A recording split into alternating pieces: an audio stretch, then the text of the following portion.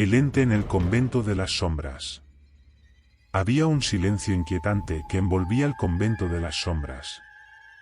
Perdido en medio de un bosque denso y oscuro, el edificio antiguo se alzaba como un monumento a la soledad. El viento susurraba entre los árboles, como si temiera acercarse demasiado a ese lugar maldito. El convento, fundado en el siglo XV, había sido el hogar de una orden de monjas devotas. Sin embargo, a medida que los años pasaron, el lugar se llenó de rumores y leyendas. Se decía que un ente maligno acechaba en sus pasillos y que las monjas habían caído bajo su influencia. La historia comenzó en una fría noche de invierno. Isabel, una joven y valiente periodista en busca de una historia que la hiciera famosa, decidió investigar los oscuros secretos del convento de las sombras. Durante semanas, había recopilado información sobre el lugar y escuchado las historias de los lugareños. Con una cámara en mano y una linterna que cortaba la oscuridad, Isabel se aventuró en el convento en una noche sin luna. El viento soplaba fuerte, haciendo que las ramas de los árboles crujieran como si hablaran en un idioma olvidado. La única compañía de Isabel era el sonido de su propia respiración y el eco de sus pasos. A medida que exploraba los pasillos desgastados y las habitaciones abandonadas, el ambiente se volvía más opresivo. Las paredes estaban cubiertas de hiedra, las ventanas estaban rotas y los muebles cubiertos por sábanas polvorientas. El lugar parecía haber sido abandonado abruptamente, como si sus ocupantes hubieran huido en medio de la noche. Isabel llegó a una puerta de madera maciza. Parecía ser la entrada a la capilla del convento. Empujó con cuidado la puerta, que chirrió con un gemido. Lo que vio en el interior la dejó sin aliento. La capilla estaba iluminada por velas que ardían en un altar oscuro.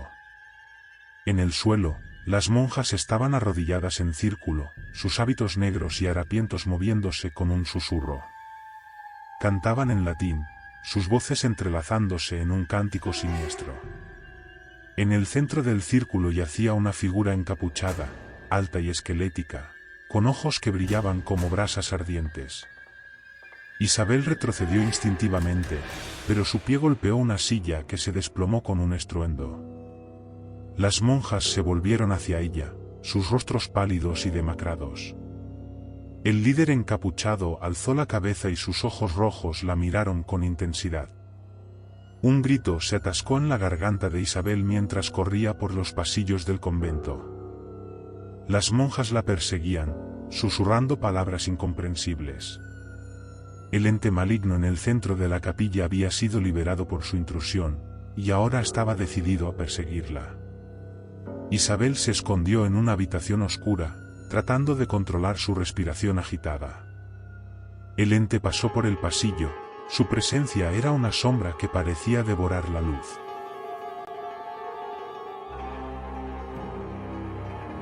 Sabía que no podía quedarse escondida para siempre, así que decidió buscar una forma de escapar. Siguiendo un pasadizo secreto que encontró en una de las habitaciones, Isabel llegó a una biblioteca polvorienta. Entre los viejos libros y pergaminos, encontró información sobre el ente maligno. Se llamaba Malachai, y se decía que era un espíritu oscuro que había sido invocado por las monjas hace siglos en un intento desesperado por obtener poder. Malachai había poseído a las monjas, corrompiendo sus almas y convirtiéndolas en sus siervas. Había alimentado su poder con el sufrimiento y el miedo, convirtiendo el convento en su prisión eterna. Las monjas, atrapadas en una lucha constante contra el control de Malachai, se habían vuelto locas con el tiempo. Isabel sabía que la única forma de detener a Malachai y liberar a las monjas de su tormento era encontrar un antiguo amuleto que se decía que tenía el poder de sellar al espíritu maligno. Siguiendo las pistas que encontró en la biblioteca, se aventuró aún más profundo en el convento en busca del amuleto.